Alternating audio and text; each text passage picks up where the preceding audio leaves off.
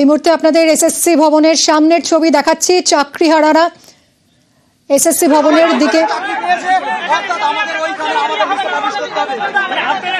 ভবনের দিকে যাচ্ছিলেন।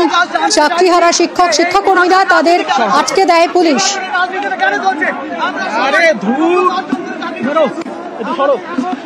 এসএসসি ভবনের সামনে এই মুহূর্তে উত্তপ্ত পরিস্থিতি। চাকরিহারা শিক্ষক শিক্ষাকর্মীরা তারা যোগ্য অযোগ্যদের তালিকা প্রকাশের দাবিতে এসএসসি ভবন অভিযান কর্মসূচি ছিল আজ তাদের। এসএসসি ভবনের সামনে এই মুহূর্তে চাকরিহারা শিক্ষক শিক্ষাকর্মীরা পৌঁছেছেন।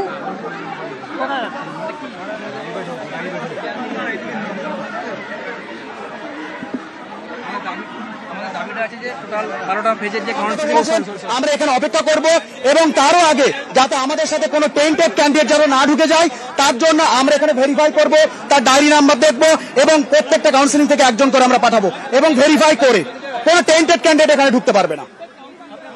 আমার নাম সদরুল আলামিন। এখানে অনেকে চলে এসছে, আমি ক্লাসে ঢুকতে পারবো কিনা সন্দেহ আছে যা দেখা যাচ্ছে। এসএসসি ভবনের সামনে এসে জড়ো হয়েছেন চাকরিহারারা। সল্টলেকে করুণাময়ী বাসস্ট্যান্ড থেকে মিছিল করেন তারা, মানববন্ধন করে রাস্তা অবরোধ করেন। এসএসসি দফতর অভিযান কর্মসূচি আজ চাকরিহারাদের। এসএসসি ভবনের সামনে পৌঁছে গেছেন তারা, পুলিশ তাদের আটকে দেয়।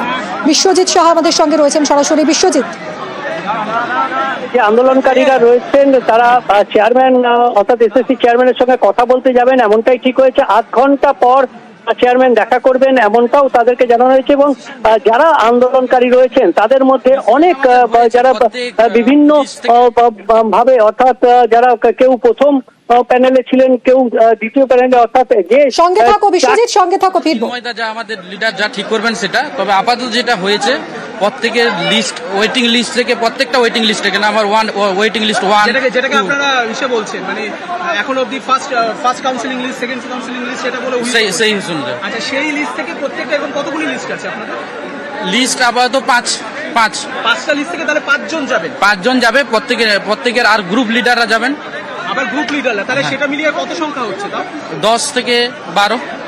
কিন্তু প্রথমে তো একদল লোক দাবি, মানে একদল যারা রয়েছেন তারা দাবি করছেন 7 জন, কিন্তু আমাদের যেতে হবে 10-12 জন করে। তো 10-12 জন করে যেতে হবে। একটা মতবিরোধের জায়গা তৈরি হচ্ছে? না, কোনো মতবিরোধ নয়, কোনো মতবিরোধ নয়। আপনার নামটা? আমার নাম পূর্ণেন্দু দাস। পুলিশের তরফ থেকে কোনো কিছু বলা হলো আপনাদেরকে? না, এখনো কিছু বলা হয় না। কথা বলবো আবারও বিশ্বজিতের সঙ্গে। বিশ্বজিৎ, যেটা আমরা শুনলাম যে 10 থেকে 12 জনের প্রতিনিধি দল তারা এসএসসি চেয়ারম্যানের সঙ্গে কথা বলবেন এবং আধ ঘন্টা পর এসএসসি চেয়ারম্যান সময় দিয়েছেন। তুমি আধ ঘন্টা পর চেয়ারম্যান সময় দিয়েছেন এবং তাদের 10 থেকে 12 জনের একটা প্রতিনিধি দল যাবেন এবং যারা এই আন্দোলনকারী তারা চাইছেন যে যাতে যারা টেন্টেড ক্যান্ডিডেট তারা যাতে না ঢুকতে পারেন তাদের সঙ্গে, অর্থাৎ যারা, এবং তারা সেই কারণেই তারা বাছাই করে তাদের তথ্য তালাশ করেই তারপর ভেতরে ঢোকানো হবে, এমনটাই যারা শিক্ষকের বক্তব্য শুনছিলাম বিশ্বজিৎ। তিনি বলছিলেন যে কাউন্সেলিং এর যতগুলো লিস্ট বেরিয়েছিল, ফার্স্ট লিস্ট থেকে একজন, সেকেন্ড লিস্ট থেকে একজন, এভাবে 5টা লিস্ট থেকে একজন করে যাবেন, সেই সঙ্গে আরো কয়েকজন যাবেন, মানে মোট 10 থেকে 12 জন এইভাবেই তারা বেছে নিয়েছেন। একদমই তাদের মধ্যে যে আন্দোলনকারী যারা রয়েছে তাদের বিভিন্ন পর্যায়ের যারা এই আন্দোলনকারী তারা যেমন রয়েছেন ঠিক সেভাবেই তারা যাবেন। অর্থাৎ যারা প্রথম তালিকা, দ্বিতীয় তালিকা, তৃতীয় তালিকা, চতুর্থ তালিকা, ইতিমধ্যেই একটা গুঞ্জন উঠেছিল যে চতুর্থ তালিকার পর যারা রয়েছেন তাদেরকে তাদের লিস্ট হচ্ছে না, এমন একটা গুঞ্জন উঠেছিল। কিন্তু সেই সব বিষয়গুলোই পরিষ্কার করার জন্য, তালিকা কি হচ্ছে সেই পরিষ্কার করার জন্যই তারা এসএসসি চেয়ারম্যানের সঙ্গে দেখা করতে চাইছেন এবং যে এসএসসি চেয়ারম্যান তাদের দেখা করার জন্য সময় দিয়েছেন বলে তারা দাবি করছেন এবং আধ ঘন্টা পর তাদেরকে যাওয়ার জন্য বলেছেন এবং সেখানে 10 থেকে 12 জনের প্রতিনিধি দল যাবেন এবং এই 12 জনের প্রতিনিধি দল তারাই বাছাই করে ঢোকাবেন। অর্থাৎ তারা টেন্টেড ক্যান্ডিডেট তারা যাতে এর মধ্যে ঢুকে না পড়েন, অর্থাৎ তাদের এই আন্দোলনের মধ্যে যারা শিক্ষক, যারা এই যে 5টি পর্যায়ের শিক্ষক রয়েছেন তারা ছাড়া যাতে অন্য কেউ না ঢুকে পড়েন সেই সব বিষয়গুলো দেখে, তারা নথি দেখে যাচাই করে তারপরেই তাদের প্রতিনিধি যাবে। এই বিষয়গুলো নিয়েই তাদের নিজেদের মধ্যেই মতানৈক্য তৈরি হয়েছে এবং সেই কারণেই এই যে একটা ঝামেলার পরিস্থিতি তৈরি হয়েছিল। ইতিমধ্যেই প্রচুর পুলিশ ব্যারিকেড করে আছেন। বিধাননগর কমিশনারেটের প্রচুর পুলিশ এখানে রয়েছেন এবং এসএসসি অফিসের যে দরজা সেটা কার্যত প্রধান ফটক সেটা কার্যত একটা দুর্গের চেহারা এই মুহূর্তে নিয়েছে এবং সেখান থেকেই আধ ঘন্টা পর তারা আলোচনায় যাবেন। এখন সেই তালিকা যে তালিকা এসএসসি তৈরি করছে সেই তালিকা তাদের যে আলোচনা এই সমস্ত বিষয়গুলো এসএসসি চেয়ারম্যানের সঙ্গে আলোচনা কি উঠে আসে সেদিকেই সকলের নজর থাকবে অবশ্যই। আর কিছুক্ষণের মধ্যেই তারা যাবেন এবং সেই প্রস্তুতি নিচ্ছেন এবং এই প্রস্তুতি নেওয়ার ক্ষেত্রেই তাদের মধ্যে যে মতানৈক্য সেই মতানৈক্য কিছু বলছেন সেই কথা কি একটু শোনা যায়? তুমি কি একটু বুমটা নিয়ে যেতে পারবে সেখানে? আধ ঘন্টা সময় দিয়েছেন এসএসসি চেয়ারম্যান। আধ ঘন্টা পর তিনি এই প্রতিনিধি দলের সঙ্গে দেখা করবেন বলে জানা গেছে।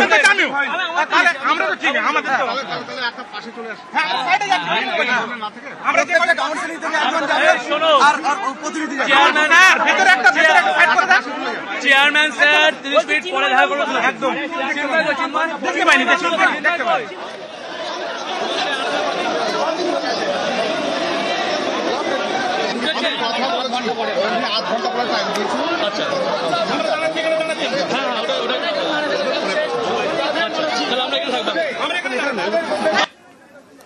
বিশ্বজিৎ, পুলিশ আধিকারিকদের সঙ্গে চাকরিহারাদের কথাবার্তা হচ্ছে, কি কথা হচ্ছে কিছু বোঝা যাচ্ছে?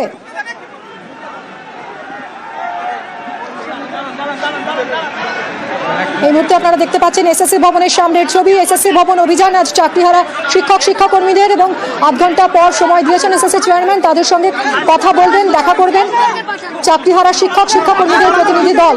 10 থেকে 12 জনের প্রতিনিধি দল যাবেন কথা বলতে। বিশ্বজিৎ আমার সঙ্গে একেবারে রয়েছে ঘটনাস্থল থেকে। বিশ্বজিৎ, আর কি জানা যাচ্ছে? আমরা যে কথাটা বলছিলাম যে আপনারা যে যাবেন বলছেন, মানে আপনারা কি চাইছেন চেয়ারম্যানের সঙ্গে গিয়ে দেখা করবেন নাকি চেয়ারম্যানকে এর আগে বলছিলেন যে চেয়ারম্যানকে আসতে হবে? সঙ্গে থাকো বিশ্বজিৎ।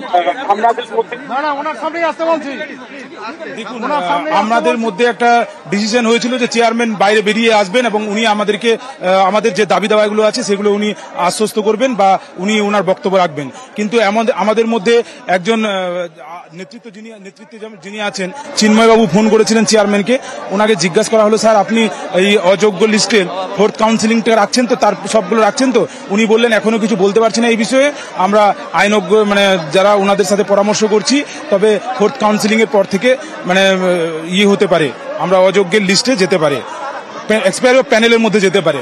এবার আমাদের কথা হলো যে বিভিন্ন 7টা কাউন্সিলিং পর্যন্ত বৈধ ঘোষণা ওনারা করেছিলেন, এখন এই মুহূর্তে ওনারা বলছেন যে 4th কাউন্সিলিং থেকে সবগুলো অবৈধ।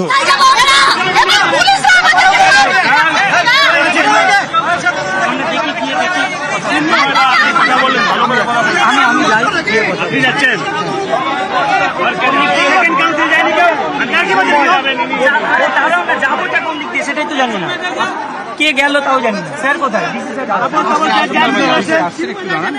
আচ্ছা ডিসি স্যার আসুক, স্যার আসছেন। স্যার আসলে বলে